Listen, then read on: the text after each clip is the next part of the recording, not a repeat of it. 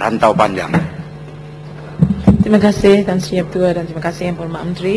Soalan tambahan saya, sejauh manakah permintaan pasaran terhadap daging rusa dan unta setakat ini, dan apakah program promosi yang telah dibuat oleh pihak kementerian, dan apakah kerajaan bercadang supaya program peternakan ini diluaskan di setiap negeri-negeri di Malaysia? Terima kasih Yang Ketua. Promosi setakat ini agak terhad. Syarikat-syarikat berkenaan menyertai beberapa pameran yang dianjurkan oleh kerajaan, bukan saja oleh Kementerian Pertanian tetapi juga oleh pihak-pihak lain. Jadi dari segi promosinya terhad oleh kerana bilangan syarikat individu terlibat tidaklah begitu ramai.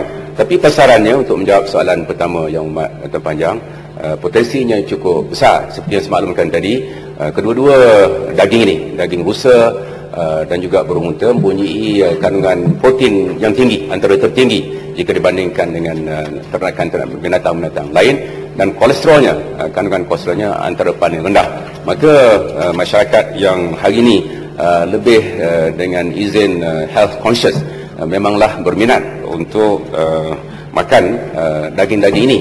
Tetapi oleh kerana bekalannya terhad, maka ini mengekang perkembangan pasaran, dan harga pun agak tinggi.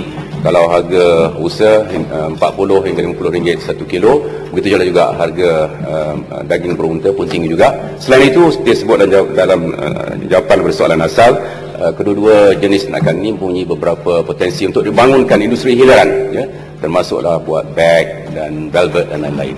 Terima kasih.